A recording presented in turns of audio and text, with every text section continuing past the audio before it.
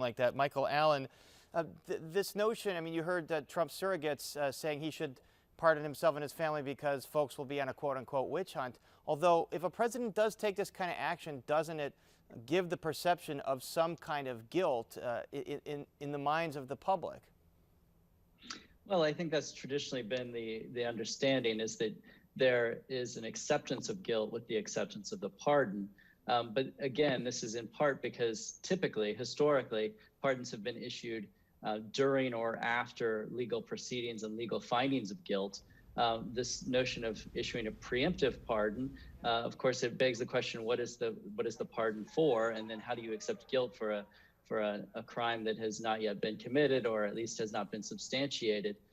So there is this sort of open question, I suppose, of not only whether or not Trump will issue a pardon to himself or his family, but then what is that pardon for, and what does it mean to accept that pardon in advance of any kind of legal proceeding or legal finding of guilt. All right, we're going to have to follow this over the next few weeks, and my thanks to Aziz Huq and Michael Allen. Thank you so much. Thank you. Thank you. And now, Brandis, we go back to you. Paris, thank you. Still ahead, how faith leaders are pivoting their services online this holiday season amid a surge in COVID cases. But first, we want to invite you to become a part of the new WTTW Fund for Independent News. The Fund for Independent News is a bold initiative to ensure the news coverage that you rely on is funded and secure. This year has been like none other, and throughout it all, we have remained solidly focused on our mission to bring you straightforward, fact-based information on the issues that impact your life. Today, when you call 773-588-1111 or go to WTTW.com, your contribution will be matched dollar for dollar.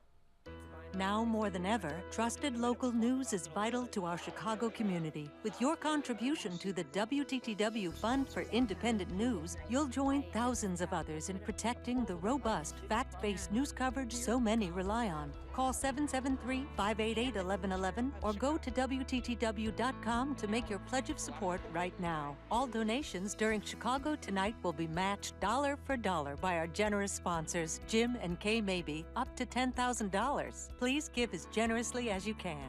Call 773-588-1111 or go to WTTW.com. Thank you. If nothing else, the election cycle of 2020 has shown us in dramatic ways how public information impacts the political process. Our democratic institutions require constant scrutiny along with civic participation to reach their highest ideals. We at WTTW News believe that solid journalism, thought-provoking, in-depth, independent news like what you receive right here on Chicago Tonight provides the information that you need to understand what's happening in our city and nation. And that information empowers you to make decisions you feel are in your best interests. And when you support the Fund for Independent News.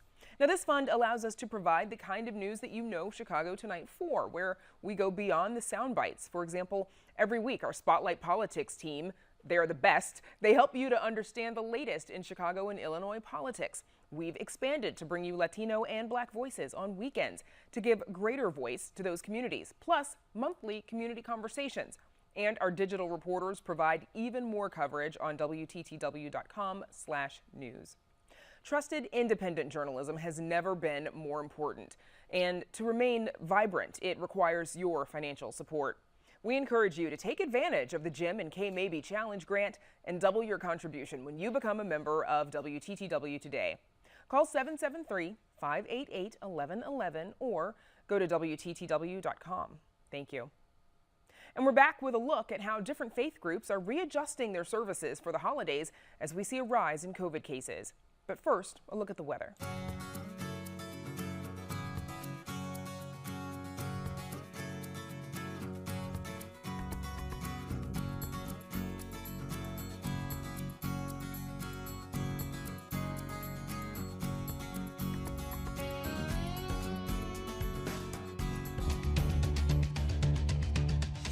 Can get past the idea of turning this into a political topic and really get to serving our communities, that's something I can get behind. Maybe we can use this as a calling card to unite.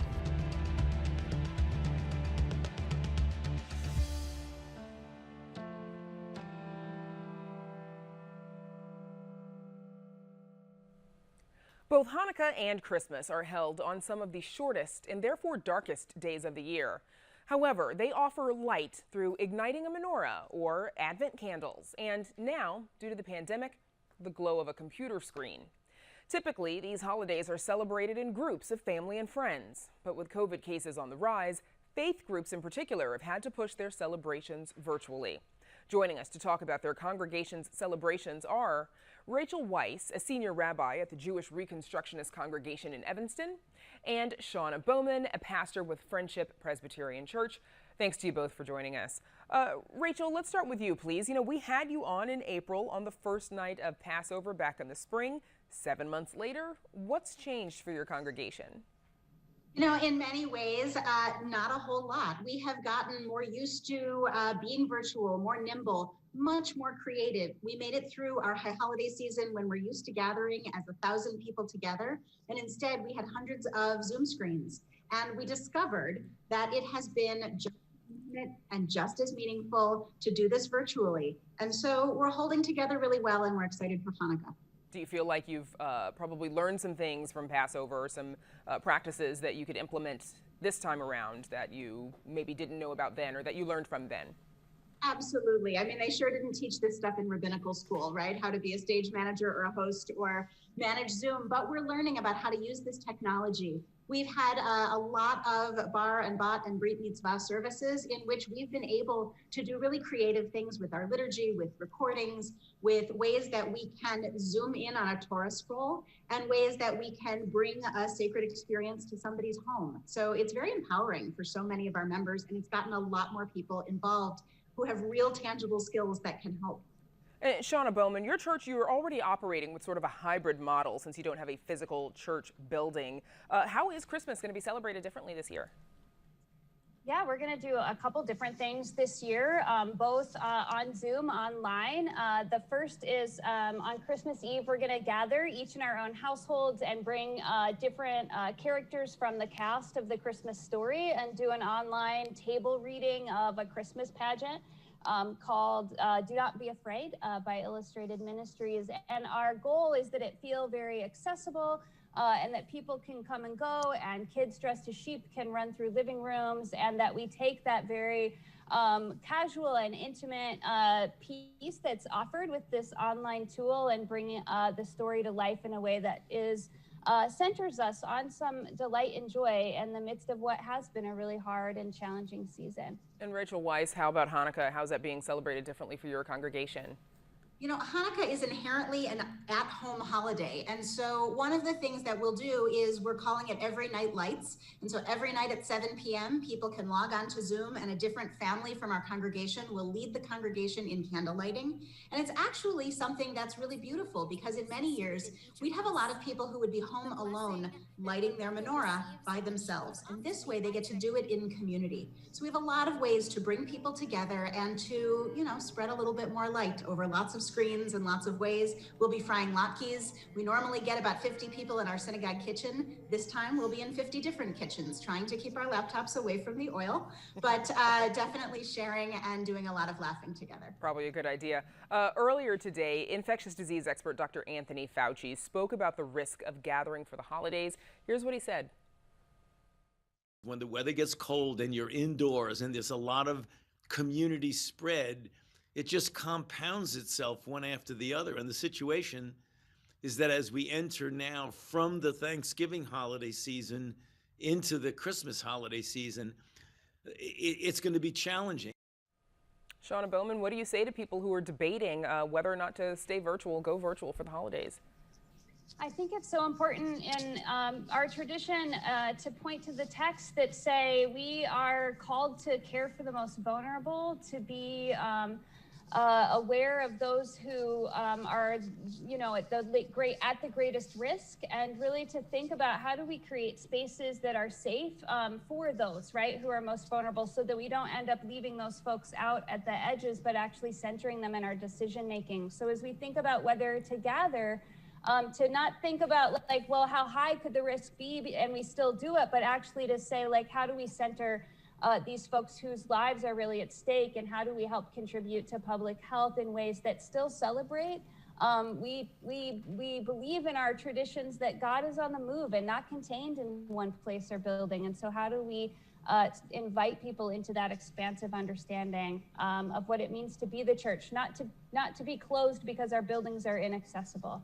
Now, both Hanukkah and Christmas, they invite a lot of light when observed, as we mentioned, through the lighting of the menorah or Advent candles or just hanging Christmas lights, which is helpful at a time of the year when it gets really dark. The days are short.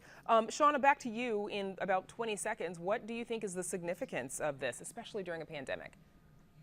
I think we always hold light and dark together, right? And neither are inherently good or bad, but we really can't experience the fullness of one without the other. And so in this time in particular, where oftentimes it is darker earlier in the day, and we do have this sense of the creepiness of shadows, that lights is a reminder that we're not alone, that God is with us, and that we have one another, as Rabbi Weiss mentioned earlier.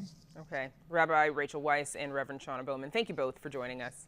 Happy holidays. Thank you. Happy holidays. About 4 months ago, Chicago Tonight's Evan Garcia visited an urban garden on the South Side where young people were organizing open mics. On his way there, he met Babet Payton, a local athlete with an inspiring story. For our latest Chicago portrait, we profile archer Babet Payton. Every second of the day, thank you, God. I want to tell you that I love you. I want to tell you that I'm thinking of you every minute, every hour, every second of the day. How you doing? I love you. Come on. A few times a week, 68-year-old Babet Payton feeds the turkeys and rooster at a community garden in the South Side neighborhood of Auburn, Gresham. They all got some. I got to look at their mouths. Who ain't got nothing? Everybody got some. All right, praise God. Good seeing you. Babet lives nearby in a low-income apartment building for veterans. Usually I see a little cat jump out. The cat will even go into the garden. While in the military, Babet sustained an injury that eventually resulted in paralysis. Yes, the injury that got me in pain, causes me to fall, okay? And then it progressed to a stroke, which actually ended up in the wheelchair since 2009. At that time, the U.S. Army veteran thought her life was over. I was told the next stop for me was a hospice. So at that time I was able to I wrote my obituary. And when the military came and said they wanted to take me to a military Paralympic sports camp and wrote Newport, Rhode Island, I thought, well, this is my last hurrah. I may as well go. An archery coach taught her how to shoot using her teeth. After her first 2 arrows missed the target, she fired 4 more without noticing where they landed. My aide helped load the other 4. I shot off 6 of them, so now I'm finished, right? He said, look this way, Miss Payton. And I looked that way, and people were jumping up, and I said, oh, what's their problem? He said, you got 2 bullseyes. I said, me? I got 2 bullseyes. Oh, you go crazy. Since then, Babet, who only 10 years ago experienced homelessness, has traveled the world to compete. But I got 156 medals. My highest score is 299 over 300, shooting from my wheelchair with my mouth. Babet's currently unable to shoot because her bow broke in 2019 during a competition in Ohio. Hello. So we visited the Kroc Center, where the Chicago Archery Club is giving lessons. How did you knock your arrows? She asked me how do I knock my arrows. Knocking the arrows is actually putting it into the bow before you shoot it. Babet hopes to raise enough money to buy a compound bow. Chicago Archery Club President Clyde Thompson says the 2 Southside ranges they normally use are not wheelchair accessible, but he hopes to change that for the outdoor range in Washington Park. We have been promised at our outdoor range a ramp that would make it accessible for her to be able to get in and use the facilities, and hopefully we will get that in place in early part of the spring, and we're looking forward to Babet coming out and practicing with us if she's not on an international tournament tour. Through gospel radio and TV appearances, as well as church and community speaking engagements, Babet spreads her message. Don't doubt yourself. Okay, now here, I'm using a mouth tab, 1 arm, and shooting. Did I start to think about that? At first, yes, because I'm like, I can't do this. Everybody's using 2 hands. But now that I can, do I win all the time? Nope. But I win so much. And I'm so inspirational, they say to other people, that they get up and they try. And I said, that's all that's required. Don't worry about where your arrow hits, just shoot at it. For Chicago Tonight, I'm Evan Garcia.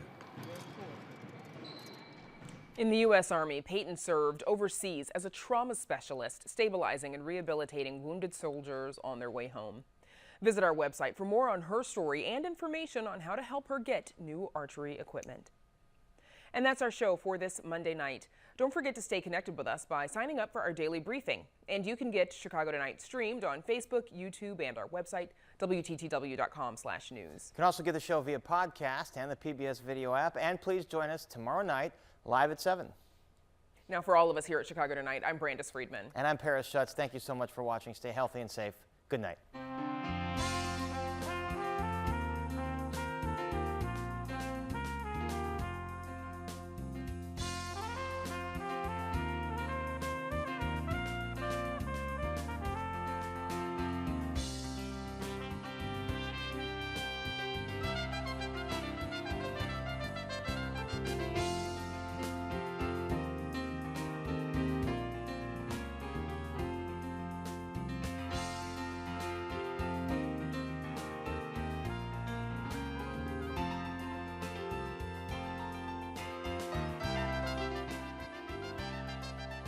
Closed captioning is made possible in part by Robert A. Clifford and Clifford Law Offices, wishing all a happy and healthy holiday season.